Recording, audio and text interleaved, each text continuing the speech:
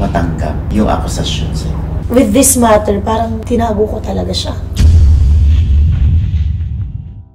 Nakita ko pa yung picture niya ni Alden, parang muntik na kayo maglaplap.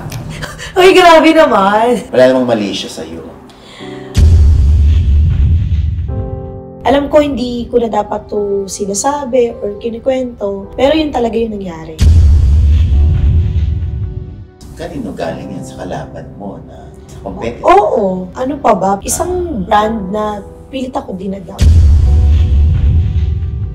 At 5 years old, sobrang open sa akin yung mundo na when I grow up, I want to be a GRO. So, paulit-ulit ko siyang sinasabi.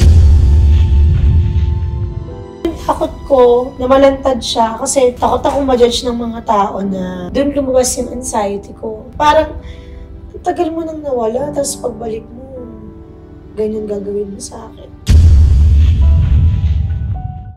Okay, bisita po natin ngayon ang napaka-successful at napaka-maningning, napaka-makinang, sabi nga nila, di ba? Dahil 7 taon nang namamayagpag ang kanyang produkto. At syempre, siya yung tinaguriang Lady Boss. Walang iba kundi si Miss Glenda de la Cruz. Hello po. Hi, Miss Glenda. Hello po. Hindi alam mo, ang dami na-inspire sa kwento mo. Kasi, hindi ka naman old rich, no? So, paano ka nagsimula? Paano ka naging successful? Paano mo inumpisahan ng lahat? I started working since when I was 12. So, virtual assistant ako. Napasok ko yung work na yun dahil ganun yung work ng mga kapitbahay namin. So, at the age of 13 to 15, I became a call center team leader. Naging marketing associate ako sa New York. 13 to 15? Yes. And walang alam yung mga nagiging staff ko na hindi nila alam na yung boss na kausap nila was between 13 to 15 years old. Kasi foreigner yung mga amo namin eh. So, dahil nga talakera ako, so naging team leader ako. So, ang dami ko rin pinasok na trabaho. Naging graphic artist ako, web designer, lahat. Naging real estate virtual assistant ako until na-block yung account ko. Kasi may nagsumbong sa akin na underage ako. So, at 15, natigil ko yung career ko doon. Doon ako nag-start magbenta ng kung ano-ano. Mga peking lipstick sa Divisoria. Nakakatawa yun kasi pag tinanong nila ako kung original ba, sasabihin ko class A. Tapos syempre, tinatry ko sa akin mga chinelas. And then yung pinaka-memorable siguro is yung nagtinda ako ng kandila. Back in 2015, November, kasi mag-uunda. So, kandila binibenta ko. There's one gay na pumakyaw ng paninda ko kasi gusto niya lang makilala yung ex-husband ko. And I was amazed kasi nakakotse siya. So ako syempre nun ignorante parang wow, may kotse. Kasi wala kaming ganun eh. Tapos, ayun, pinakayaw niya yung paninda namin. So na-curious ako. Sabi ko, anong trabaho mo? Tapos sabi niya, manager ako. Sabi ko ng gawaan ng sabon. Alam mo ba, hindi ko malilimutan na nandun ako sa fan namin. Tapos napag-ganun talaga. Ito yung hinahanap ko. Kasi that time, marami akong tagyawat. And then, since I'm into research, yung naging trabaho ko, nagre-research talaga ako. Doon ko na-research yung uling, activated charcoal na magandang gawing sabon. So sabi ko, gawan mo ko ng sabon, tapos binigyan ko lang siya ng mga gusto kong, yung na-research ko. Then nagkaroon kami ng trial and error. Ang nakakadawa dito kasi wala akong puhunan. So sabi ko, baka naman pwede mo akong pautangin. 3,000 pesos inutang ko sa kanya. Sabi ko, pag naubos ko, babayaran kita. Kaya thankful ako sa kanya kasi pinautang niya ako. And then mula doon na nagtuloy-tuloy hanggang sa nag-expand ako into other products. Siya pa rin yung manufacturer. Yung sabon na yun, siya pa din gumagawa. Pero kasi ngayon, may sarili na ako manufacturing. So kami na yung gumagawa ng product namin. Pero di ko siya iniwan kasi nga, malaking part siya ng success ko. Sure, alam na ng mga distributors and resellers mo, ang kwento ng iyong buhay. Pero syempre, yung iba, sino ba yung guest ni Oji? Saan ba yung galing? Paano yung naging successful? Nagsimula lahat sa isang pangarap na mabigyan ko ng magandang buhay yung lola ko. Simple lang, parang sabi ko, ayoko na tumanda siya na hindi ko siya nabibigyan ng magandang buhay. Kasi when I was 2 years old, namatay yung tatay ko, tapos iniwan kami ng nanay ko. Literal na sinadyang iwan kayo? Siguro yung reason kung bakit niya ginawa yun, gusto niya kami mabigyan ng magandang buhay. Na alam niya na mas mapapabuti kami kapag nandun kami sa lola ko. So naniwala ka na? Dati, palagi kong kine-question na bakit kaya sa akin nangyari to. Kasi lalo na pag sa school, kami yung talagang walang parents, wala kaming kasamang umakit ng stage. So parang palagi kong tinatanong na bakit kaya yung ibang bata ang saya nila. bakit kaya ako wala akong nanay at tatay? Pero, hindi ako nagkaroon ng tanim ng sama ng loob. Kasi, para sa akin noon, masaya ako nakasama ko yung lola ko. At pinupunan niya lahat ng pagmamahal na hindi nabigay sa akin or napunan ng nanay at tatay ko dahil wala na sila. And nung 2 years old ka nang iniwan ka ng nanay mo, ilan kayo? No? 2 kami magkapatid. Okay, so growing up, anong naging struggle mo? Bukod sa mahirap kami, binubuli ako kasi yung nanay ko GRO. So parang lumaki ako na open sa akin yung mundo na at 5 years old, sobrang parang doon nagsimula yung tapang ko. Naglalakad ako papuntang school, may maririnig ka sa kapitbahay, sa dinadaanan mo, o yung nanay mo, GRO. Tapos parang dati, hindi ko pa alam yung meaning ng GRO. So, dahil doon ako nag-aaral sa covered court doon sa barangay namin, naririnig nila yung mga pinag-aaralan ng mga bata, ganyan. So, parang nauso kasi, di ba, parang dati yung, when I grow up, I want to be, ganyan. So, sabi ng mga tambay sa amin, ang sabihin mo, when I grow up, I want to be a GRO. So, paulit-ulit ko siyang sinasabi. Tapos, hindi ko alam, yun pala yung meaning nun. Kasi nung narinig ako ng tito ko, ba't sinasabi mo yan? Dapat hindi ganun. So, pinaliwanag niya sa akin, ganito yung GRO, ganito yung ginagawa ng GRO. Pero alam mo ba, bilib na bilib ako dun sa Batang Glenda kasi hindi ko tinignan yung GRO as hindi magandang trabaho. Kasi noon pa lang naintindihan ko na siguro kaya sila napunta sa ganyang trabaho dahil wala silang choice. So yun yung paniniwala mo nung araw ng nanay mo nagbebenta ng katawan? Oo, kasi yun yung sinasabi sa akin ng mga tao eh. Tinanong mo ba nanay mo? Hindi ko siya matatanong kasi hindi ko alam kung nasan siya. That time, oo. So, kailan kayo nagkita muli nung nanay mo after 2 years old ka? After 21 years. Kasi na-meet ko siya, 23 years old na ako. So, parang all of a sudden, nabigla talaga ako. Anong naging reaction mo? Yung first or yung initial reaction mo nung makita mo yung nanay? Hindi ko siya matignan. Sa totoo lang, hindi ko siya kayang tignan. Bakit? Hindi ko siya matignan kasi hindi ko alam kung ano ba yung dapat kong maramdaman. Ang tagal kong nag-hold back kasi iniisip ko din yung lola ko. Anong mafe-feel ng lola ko? Dahil galit bang lola mo? Nagalit talaga siya. Nagalit siya dahil kasi mga bata pa kami, iniwan kami.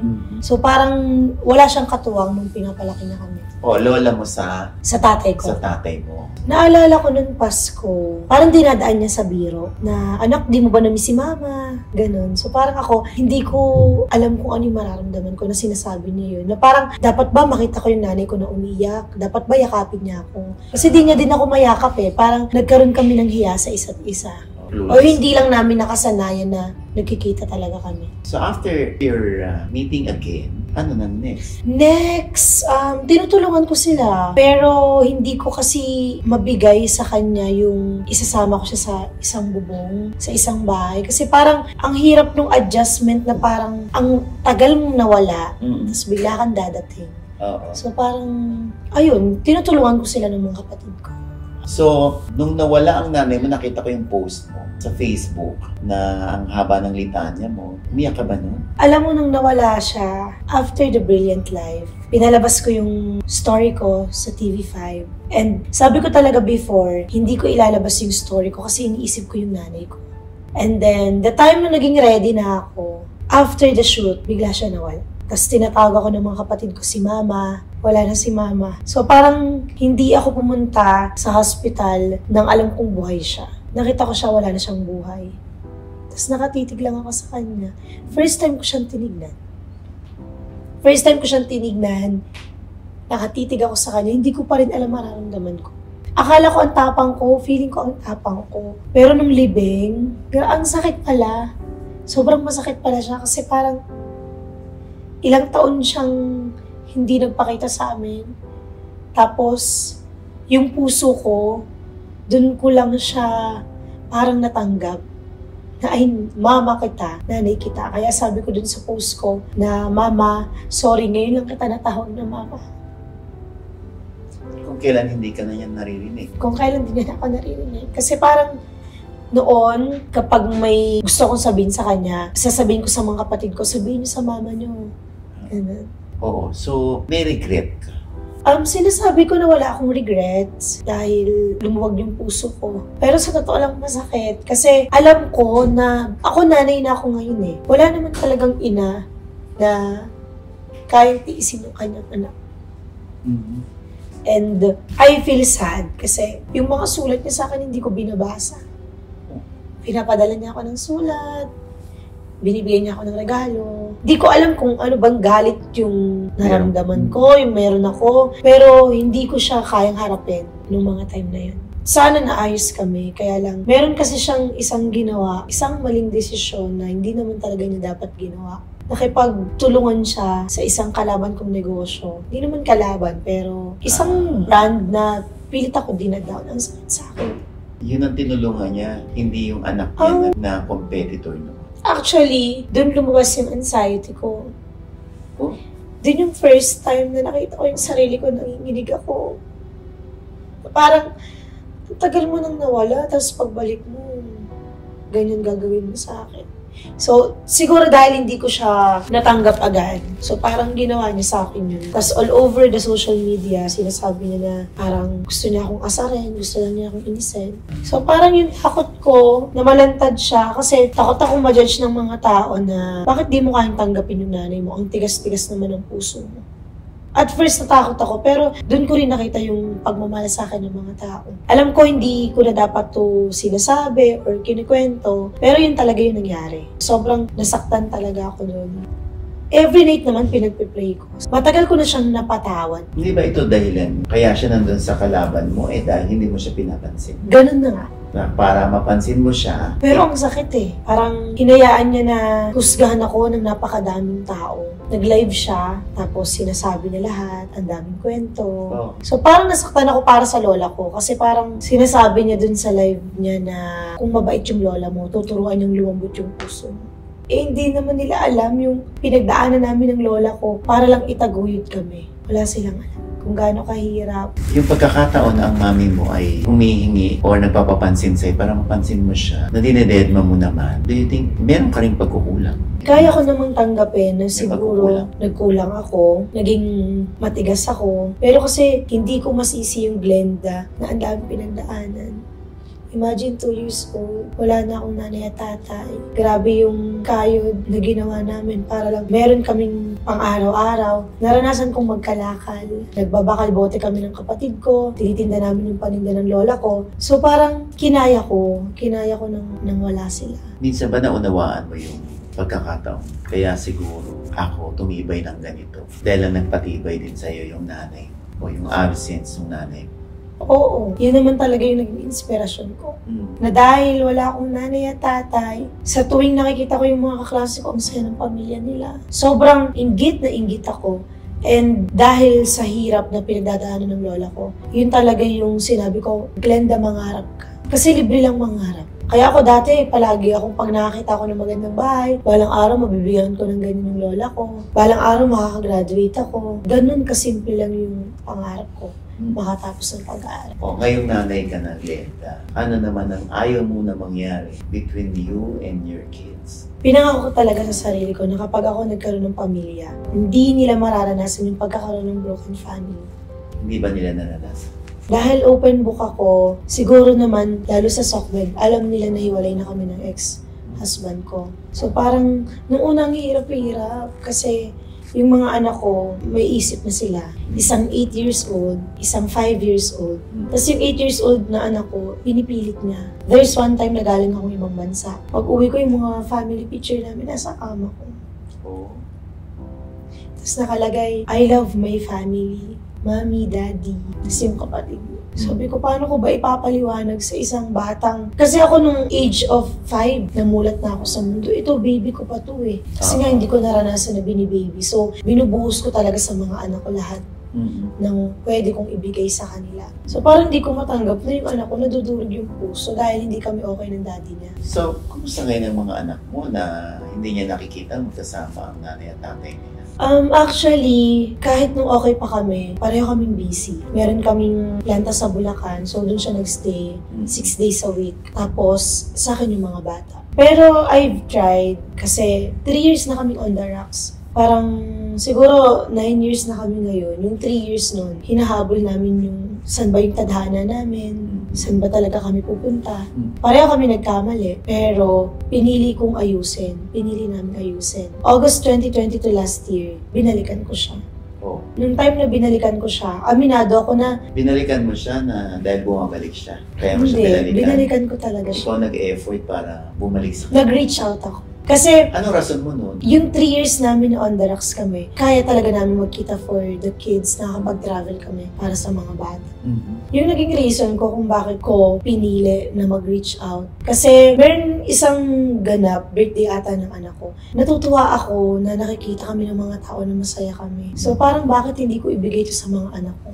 Regalo ko na makita kaming masaya. And sabi ko nga, family naman talaga yung priority. So sabi ko, I will do my best para maging okay kami ulit. So ano paliwanag nyo sa mga anak nyo ngayon sa sitwasyon ninyo ng ex mo? Ako kasi hindi ko kaya eh. Hindi ko kaya sabihin na hindi na uuwi yung daddy nila, na hindi na kami pwedeng magsama sa isang bubong. Pero ang alam ko, kinausap na yung panganay namin. Ang sakit kasi di nila deserve yun. Mahirap pero sabi ko nga hanggat kaya kong ibigay yung pagmamahal ko sa mga bata. Kahit maubos ako para sa kanila. And alam ko naman pinaglaban namin. Nilaban talaga namin. And ngayon after 9 years, parang tanggap na namin ay end na ng story namin. Yun ang importante sa'yo. Natanggap nyo na pareho na dati hindi pa. Dati kasi nagtatago kami. Parang hindi ko kayang makita ng mga tao na hindi kami okay. Kasi ginagamit nila yan to bring me down. Siyempre maraming chismis, maraming maninira sa'yo. Pero ngayon masaya ako. Kasi sa loob ng ilang taon na nagtatrabaho ako, parang ngayon lang ako naging matapang na humarap sa mga tao na ito talaga yung realidad ng buhay ko. Open book yung buhay ko, pero with this matter, parang tinago ko talaga siya. Nagfi-fake ako. Ang hirap magpeke, ang bigat sa loob. Pero hindi naman kayo magkaaway. Hindi naman kami magkaaway. Hindi lang talaga kami nag-uusap. At hindi kayo magka-wavelength. Siguro mga bitter pa kami. Pero ako, kaya ko naman ang humarap sa kanya. So ngayon, Para sa mga bata. Masakit yun pero tinanggap ko yun.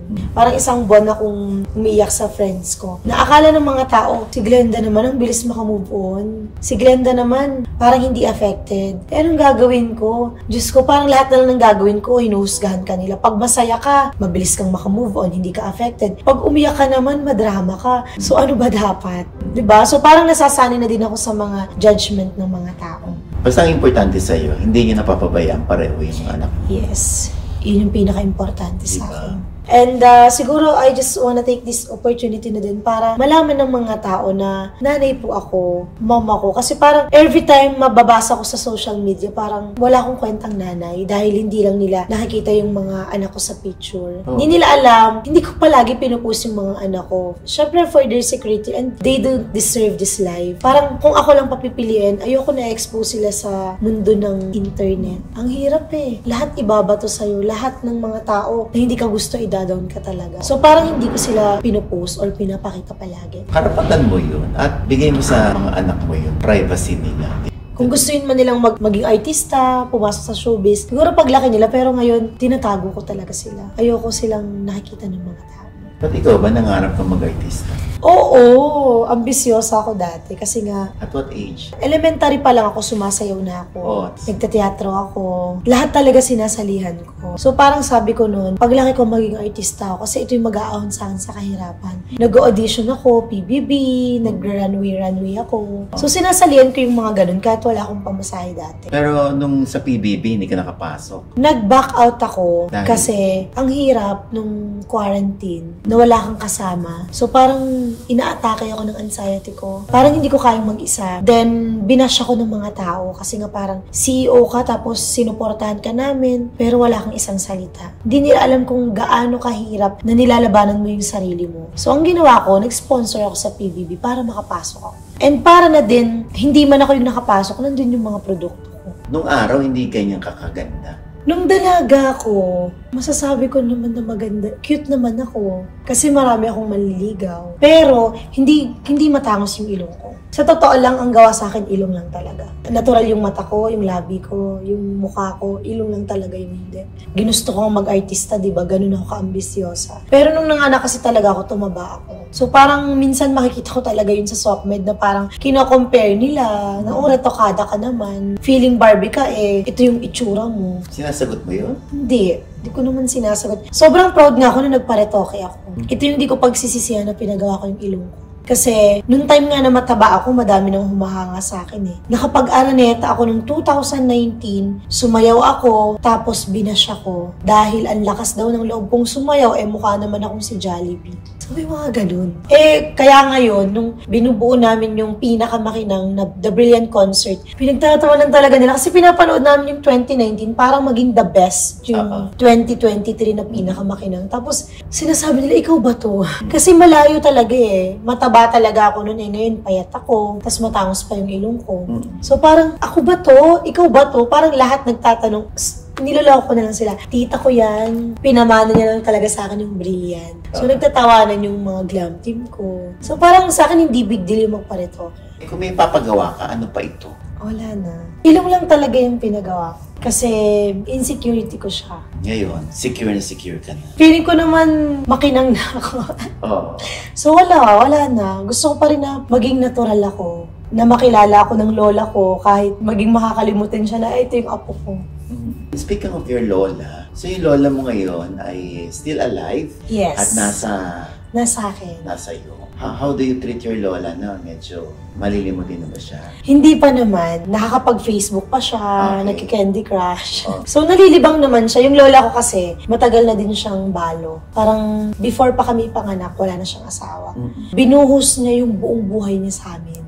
Hanggang sa, ayun nga, ang aga ko nag-asawa at the age of 18, mismong debut ko, kinasal ako. At first, nalungkot talaga siya. Akala niya, mawawala ako sa kanya. Pero ngayon, sobrang thankful siya sa akin. Kasi hindi ko siya sinukuan, pero mas thankful ako sa kanya kasi binuo niya yung pagkatao ko.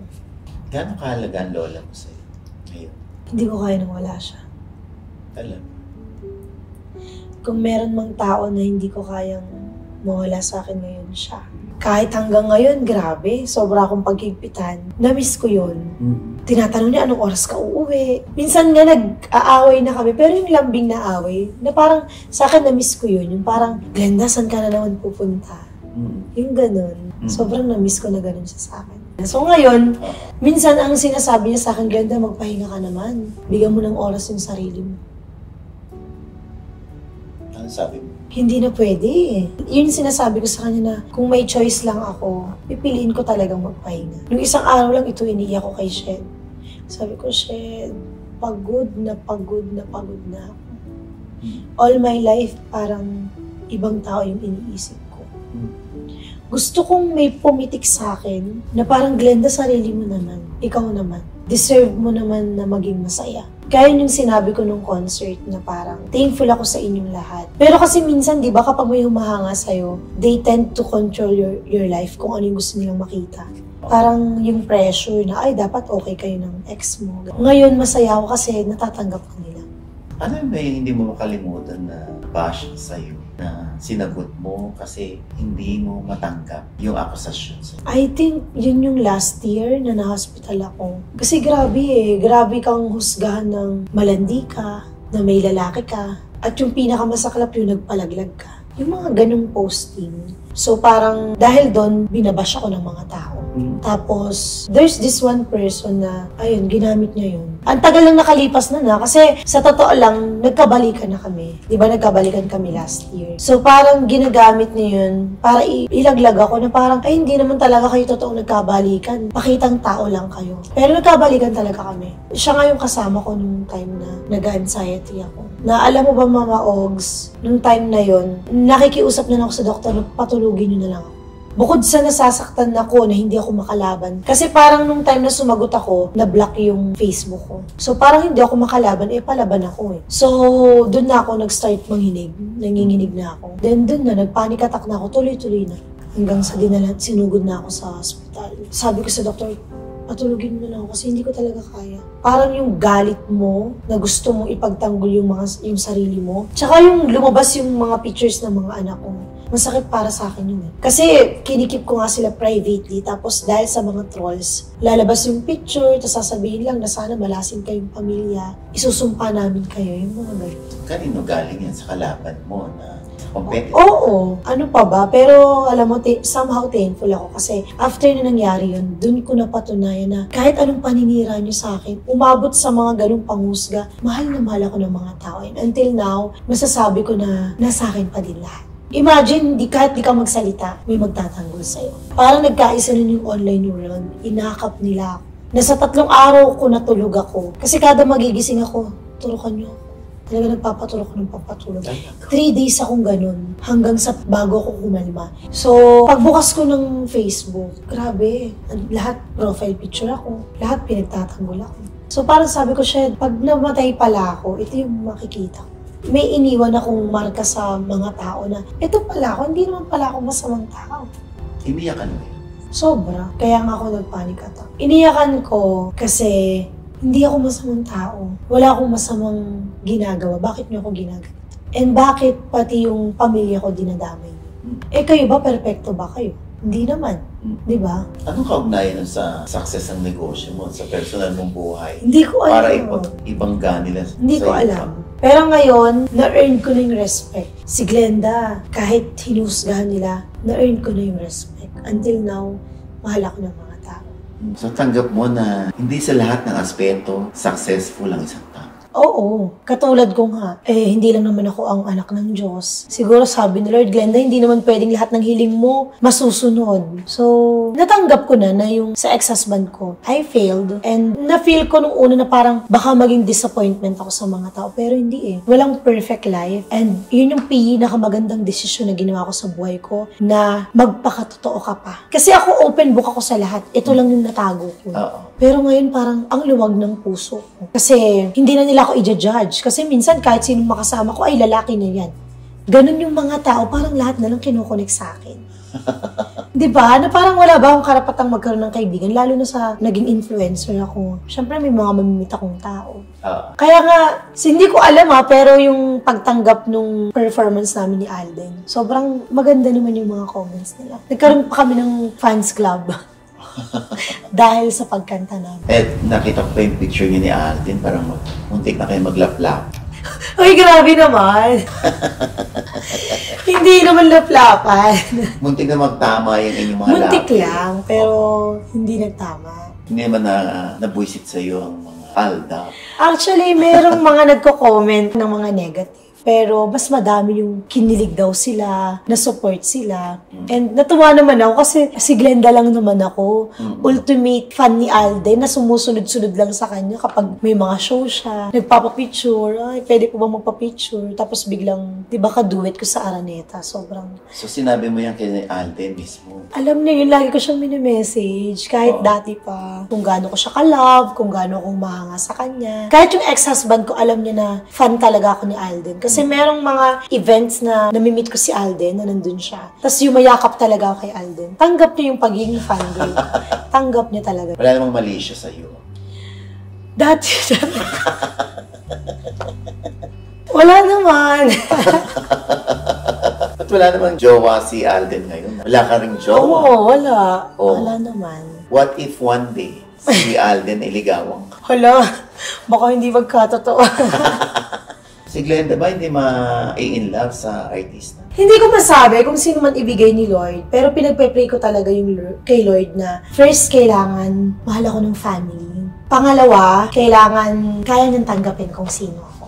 Yung mga anak ko, sino si Glenda, ano yung ginagawa ni Glenda. Kasi ako, nasa tao yung buhay ko eh. Gusto kong tumulong. Gusto kong buhayin ng maraming tao. So, dapat yung taong yun, sasamahan ako at susuportahan ako kung ano yung mission ko sa mundo. Meron din bang maipapayo si Glenda tungkol naman sa relasyon, sa pakikipagrelasyon? I think I'm not in the position para magbigay ng advice. Pero ito lang based on my experience, give time to your partner. Kailangan talaga marami kayong oras. At love is a choice. Palagi mong kayang piliing magmahal. And kapag minahal mo yung isang tao, piliin mo siya araw-araw. Walang what ifs, walang kahit ano, walang pero. Choice nyo yan. And dahil mahal namin ang isa't isa, pinili namin mag-let go. Ito nga yung pinakamasakit na break up. Yung parang alam nyo naman na love nyo yung isa't isa, pero kailangan nyo ng maghiwalay. Pagdating naman sa relasyon sa pamilya, lalo na yung anak sa ina, anong pwede mong ipayo sa mga bata?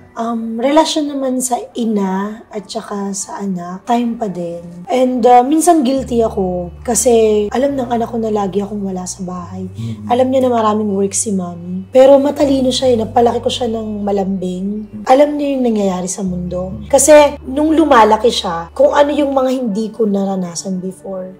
Yung love and kung paano ko siya pinalaki na mapagmahal sa nanay, binigay ko talaga yun sa kanya. And naniniwala ako na hindi mo sila kailangang saktan, paluin, para sumunod sa'yo. Hindi ko talaga kayang saktan mga ano. Sa mga nanay, mahirap maging nanay. Lalo na pinaglalaban mo yung pangarap ng pamilya nyo. At the same time, inaalagaan mo yung mga anak mo. Mahirap talaga. Pero, pag gusto, may paraan. Katulad ko, kapag gusto kong bigyan ng time yung mga anak ko, sinasama ko sila sa trabaho ko. And I think yung pinakang advice para sa mga nanay, deserve natin maging makinang, deserve nating maging maganda na kahit nanay tayo, alagaan pa din natin yung sarili natin. Ano may papayo mo sa mga nangangarap maging isang Glenda or nangangarap maging successful sa negosyo? Yung natutunan ko, libre lang talagang mangarap.